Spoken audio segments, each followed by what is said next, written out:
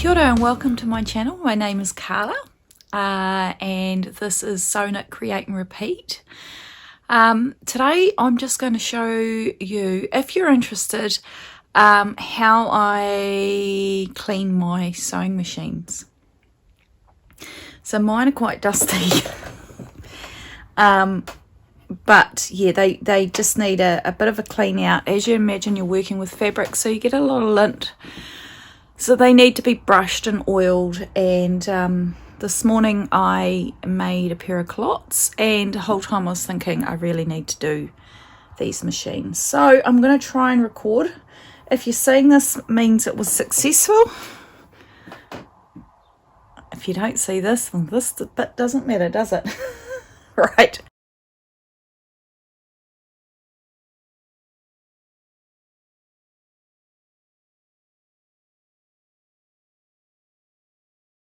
Let's have a look. Right. So this is my globe lock. I've actually got two overlockers, but today we'll just do this one with the white thread. This is a four thread lock. Yeah. Right, now what I'm gonna do is, in order to really get in here, we're going to need to open these covers, right? So, got this one here. And you can see all the fluff in there. And we've got this bit here which just pushes open, okay? And there's fluff in there as well. So I'm going to just work from the top and work down. I probably should just unthread it, but at this point I'm just going to leave it because threading overlockers is a pain. So if I can get away with not threading it, sometimes you just need to blow. This one here I've actually had right apart in the past because when I got it, it had been stored for 10 years and it was had seized, but and I gave it a good clean right throughout here. But generally, if you're using your machine regularly and maintaining it, you don't need to do that. Oh God. I've just got to try and remember to keep an eye on where I'm recording. Just going to lift the foot and get around here, get in that feed dog. The feed dog is the split where these little teeth are. When you're sewing, that grips the fabric and pulls it along so that you don't have to. It's me using my candier, otherwise known as my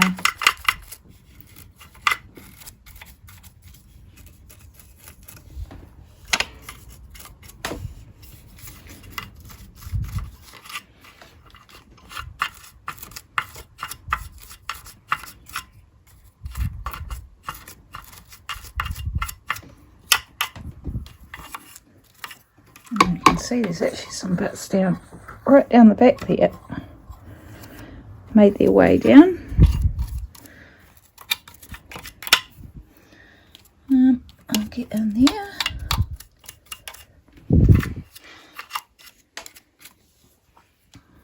I'm just going to just wind it a bit, make sure I haven't. Let me just get into these points.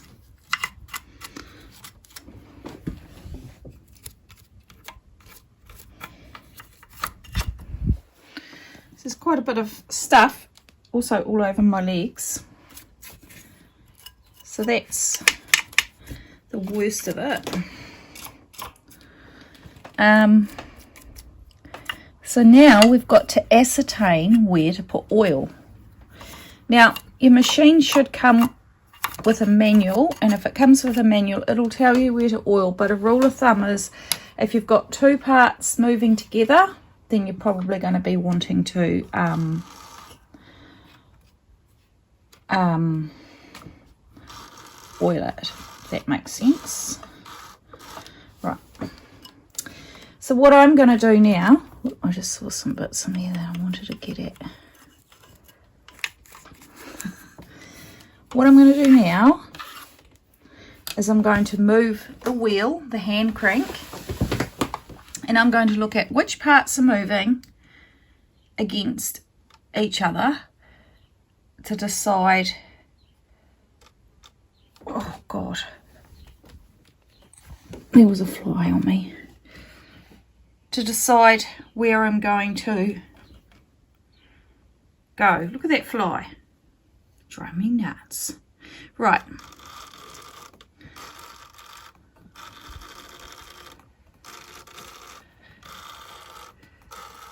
So you can see this bit in here that moves. So I'm just going to put a drop, and when you use machine oil, you're just using a drop. And then I'm just going to move that, and that just works it in. I feel like I actually need to get in there, but I'll do that one day. So another place that's moving is this bit here is moving up and down, okay? So I'm actually going to go in from the top, because that should run down, and just another bit there.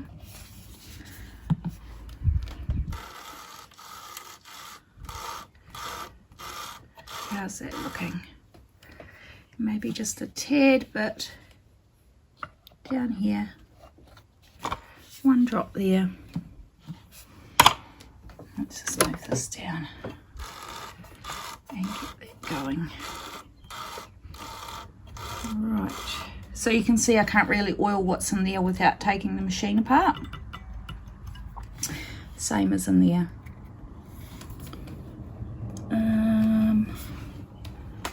We're just going to do in there. That's moving.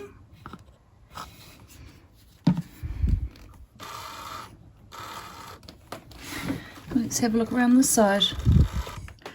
You can see down here. So I'm just going to get in there. It's a little bit hard with holding my phone. I'm just going to give that a good oil. Just going to see if I can hook. Alright, I've got these tweezers. Just going to see if I can pull some of the fluff out from in there, because it's, now I can see it, it's annoying the hell out of me.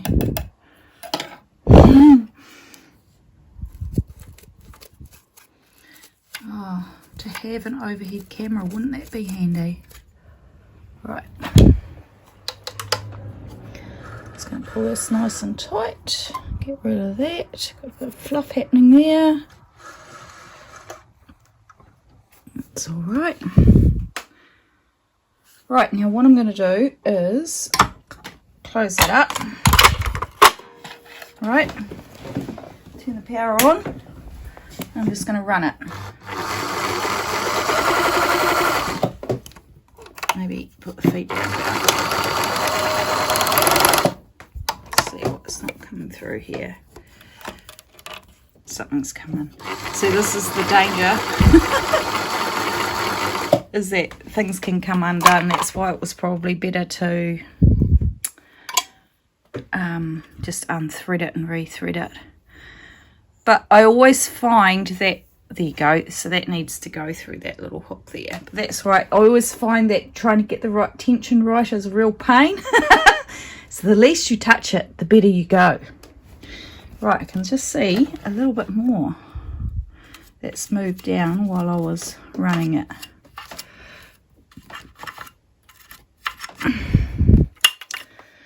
But that's the worst of it. And if you maintain it, you don't need to, you know.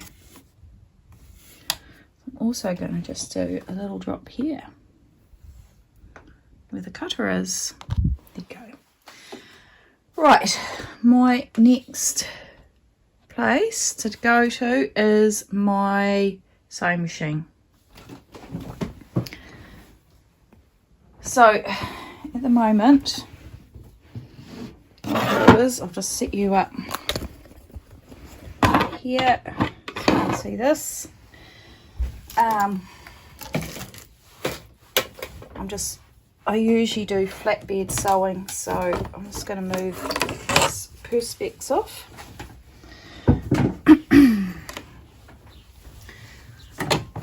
So I don't often sew with it up in this position. I usually sew with it down. You can see it's quite dusty because it spends a lot of time either in that bottom position or fully encased in the case. Right, so I'll just get my brush. So this is a Bonina Record 931 electronic.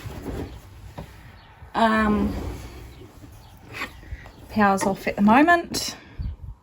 This one here was also in storage for 10 years. These were gifted to me from friends. They belong to their mother. Sorry, I thought I heard something. Who'd passed away. So yeah. So this is how we're going to have a clean up of this. So this machine here, the bobbin case is in here. And you can already see some dust. So we've got the bobbin. Can you see right in there? Oh, look at all the dust in there.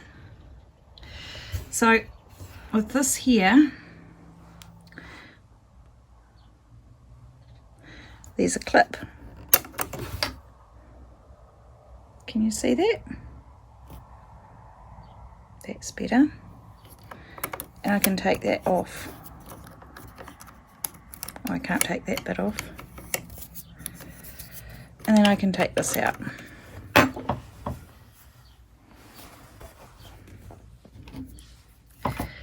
So I'm just going to gently brush around in here. You can see, what you can't see is where I'm going, but it's basically the underside of this feed dog. There you go. I do a lot of sewing, so it's very important that I keep this maintained. Right, let's just lift this bit here up. Let's get in there. Now I can also, with this machine, I can also go like that, and I can take this off here, right? So now you can really see where there might be some fluff. So we've got some there, got a bit around here,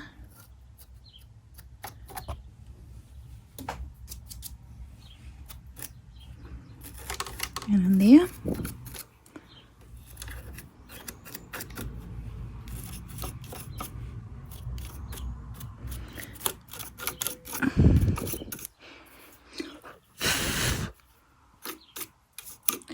That was probably a bit loud for you, sorry.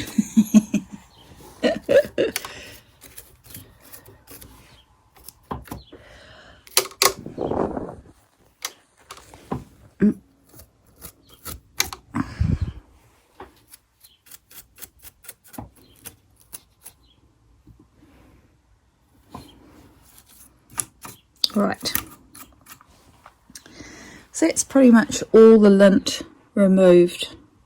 So now we're just going to do our run through with the moving parts. Okay, so you can see here I've got quite a lot of moving parts, and it's really important that you don't over oil. You can see actually in this machine that someone in the past has probably over oiled it, but that's okay. So I've got this slidey bit here, so I'm just going to put a drop. When I say a drop, I mean a drop, because a drop goes a long way. Right, you can see this bar here moves that way. I got interrupted. My lovely friend rang me. How nice. So I'm just going to carry on here. So I was just saying that this bit here rotates around, so I'm just putting a drop there, and you can see it's just a very small movement. Now I'm just going to put a drop here, down there, and that's the same bar that we first oiled. It's just the other part of it. And I'm just going to actually just put a bit over here and a bit there, and we're just going to keep going.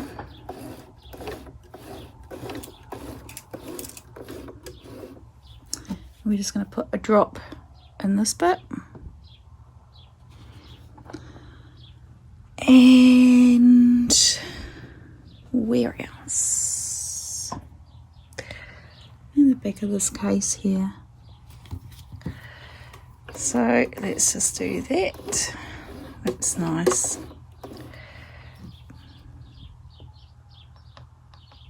And there.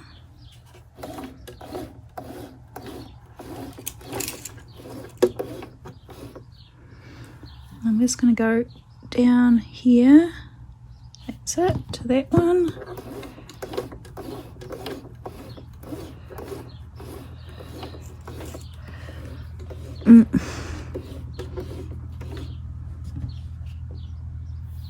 And there.